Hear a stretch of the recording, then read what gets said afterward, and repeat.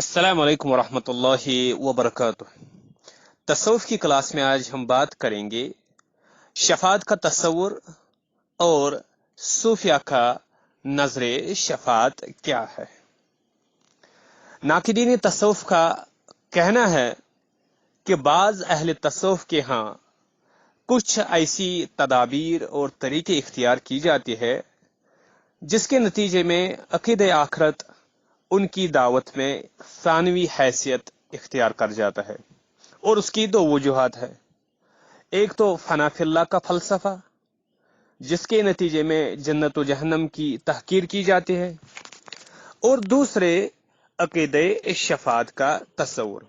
और इसमें से पहले का तज़किरा पिछली क्लास में हमने किया, यानी फनाफिल्ला का फलसफा जिसके नतीजे में जन्नत व जहन्नम की तहकीर हो जाती है। तो आज की क्लास में हम अकीदे शफात के बारे में सूफिया का क्या नजरिया है उसको बयान करेंगे। नजरे शफात सूफिया का इसके बारे में क्या नुक्ते नजर और पॉइंट ऑफ व्यू है। वो सूफिया जो तरीकत के सफर पर चलते हैं, उनकी मंजिल फनाफिल्ला होती है, और वो खुद से वाबस्ता आम लोगों को ये तसल्ली दे देते हैं कि रोज कयामत वो अल्लाह ताला से शफाअत करके उनकी नजात का बंदोबस्त कर देंगे। चूंकि फनाफिल्ला की मंजिल की वजह से जन्नत व जहन्नम उनके नजदीक बेवकत होती है, लेकिन फनाफिल्ला का मामला हर शख्स नहीं कर सकता। यही वजह है कि आम लोगों के लिए नजरे शफाअत के जरिए नजात का बंदोबस्त कर दिया जाता है। चनाचे बहुत से सूफिया के बारे में ऐसे वाक़ात मिलते हैं जिनमें उन्होंने अपने मुरीदीन से ये वादा किया कि वो उन्हें लिए बगैर जन्नत में नहीं जाएंगे। मौजूदा दौर में कादरी सिलसिले से ताल्लुक रखने वाले बहुत से सूफिया लोगों को बैत की तरगीब देने के लिए शेख अब्दुल कादिर जीलानी से ये कौल मंसूब करते हैं कि मेरे अच्छे मुरीद मेरे लिए है और मैं अपने बुरे मुरीदों के लिए हूं,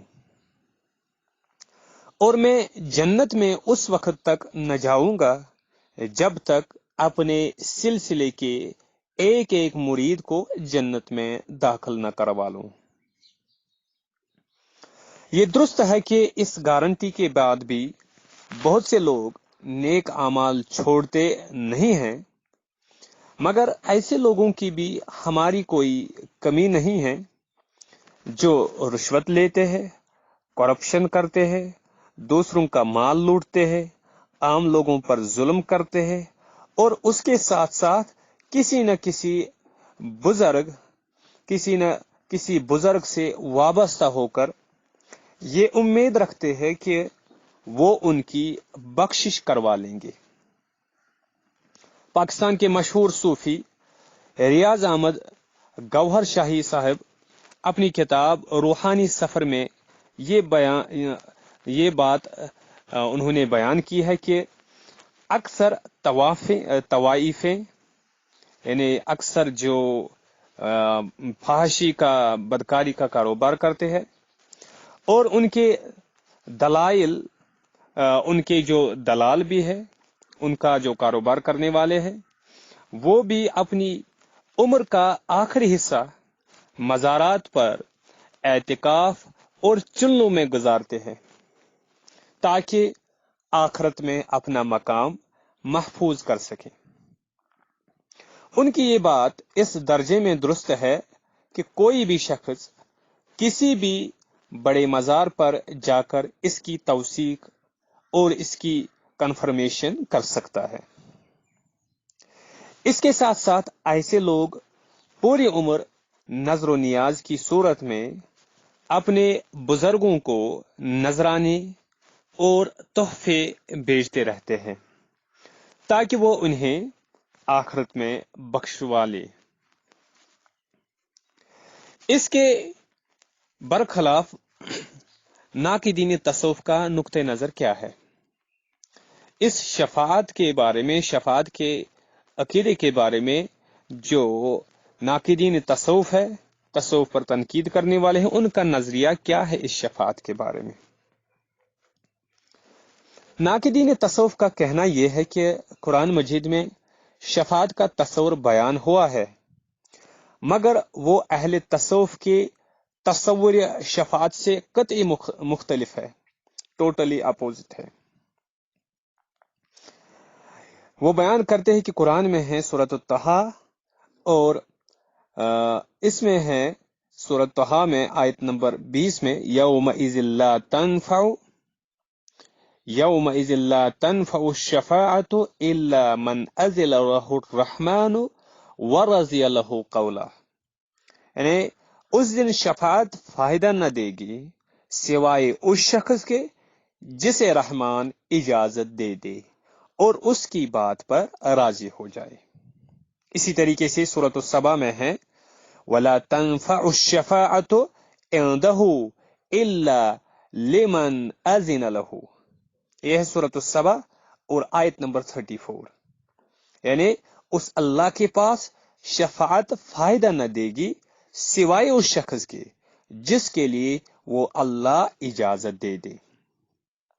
اسی طریقے سے سورۃ البقرہ اور آیت نمبر 255 میں ہے من ذا الذی یشفع عنده الا باذنہ یعلم ما بین ایدیہم وما خلفہم، کون ہے وہ جو اس کے ہاں شفاعت کرے سوائے اس کی اجازت سے، جو کچھ ان کے سامنے اور پیچھے ہے وہ اس سے باخبر ہے۔ اسی طریقے سے سورۃ الانبیاء میں ہے یعلم ما بین ایدیہم وما خلفہم ولا یشفعون الا لمن ارتضی وهم من خشیتہ مشفقون، جو کچھ ان کے آگے اور پیچھے ہے وہ اسے جانتا ہے، وہ شفاعت نہ کریں گے سوائے اس کے جس کے حق میں وہ اللہ سننے پر راضی ہو جائے اور وہ اس کی خشیت سے ڈرے ہوئے ہوں گے۔ قرآن مجید کی ان آیات سے واضح ہے کہ اللہ تعالیٰ کے وہی نیک بندے شفاعت کریں گے جنہیں اللہ تعالیٰ ایسا کرنے کی اجازت دے گا، اور صرف انہی مخصوص افراد کے حق میں بات کریں گے جن کے بارے میں اللہ تعالیٰ اجازت دے گا۔ ایسا نہیں ہوگا کہ انسان جو چاہے اعمال کرتا رہے اور پھر ان بزرگوں کی شفاعت کا طالب ہو۔ رسول اللہ صلی اللہ علیہ وسلم نے اپنے تمام رشتہ داروں، خاص کر اپنی چہیتی صاحبزادی سیدہ فاطمہ رضی اللہ عنہا سے ارشاد فرمایا، جس کا ہم ترجمہ یہاں پہ پیش کریں گے، وہ ہے بیان کرتے ہیں ابو ہریرہ رضی اللہ عنہ کہ جب اللہ تعالیٰ نے یہ آیت یعنی اپنے قریبی رشتہ داروں کو خبردار کیجئے یا اپنے قریبی رشتہ داروں کو خبردار کیجئے نازل فرمائے، تو رسول اللہ صلی اللہ علیہ وسلم نے کھڑے ہو کر فرمایا، اے گروہ قریش، یا اس سے ملتا جلتا کلمہ ارشاد فرمایا، اپنے لیے نیک اعمال کے ذریعے جنت خرید لیجئے، اپنے لیے جنت خرید لیجئے، اپنے لیے خرید لیجئے، میں اللہ سے آپ کو نہیں بچا سکتا ہوں۔ اے بنو عبد مناف، میں اللہ سے آپ کو نہیں بچا سکتا ہوں۔ اے عباس بن عبد المطلب، جو کہ آپ کی چچا ہیں، میں اللہ سے آپ کو نہیں بچا سکتا ہوں۔ اے صفیہ، یعنی آپ کی پھوپھی، میں اللہ سے آپ کو نہیں بچا سکتا ہوں۔ اے فاطمہ بنت محمد، میرے مال میں سے جو بھی مانگ لو، میں اللہ سے تمہیں نہیں بچا سکتا ہوں۔ یہ ہے صحیح بخاری کی حدیث، کتاب التفسیر، حدیث نمبر 4493۔ ناقدین تصوف کہتے ہیں کہ اہل تصوف بزرگوں کی لامحدود شفاعت کا تصور پیش کر کے اسلام کی بنیادی عقیدہ آخرت اور جزا سزا کی اہمیت پر ضرب لگاتے ہیں۔ پابند شریعت صوفیہ ناقدین کے اس اعتراض کو درست تسلیم نہیں کرتے ہیں۔ وہ اپنے بزرگوں کے ان واقعات کی توجیح کرتے ہیں، یعنی ایک ایسی میننگ بیان کرتے ہیں جس سے یعنی عقید آخرت پر ضرب نہیں پڑتے ہیں، اور یہ کہتے ہیں کہ ان بزرگوں کا یہ مطلب نہ تھا کہ انسان جو چاہے عمل کرے، بلکہ انہوں نے محض اللہ تعالی کی رحمت کو بیان کیا ہے۔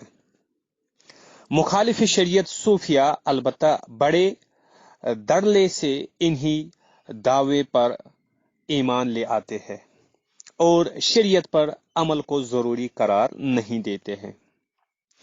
ایسے ہی صوفیہ پر تنقید کرتے ہوئے مشہور صوفی عالم امام محمد غزالی لکھتے ہیں،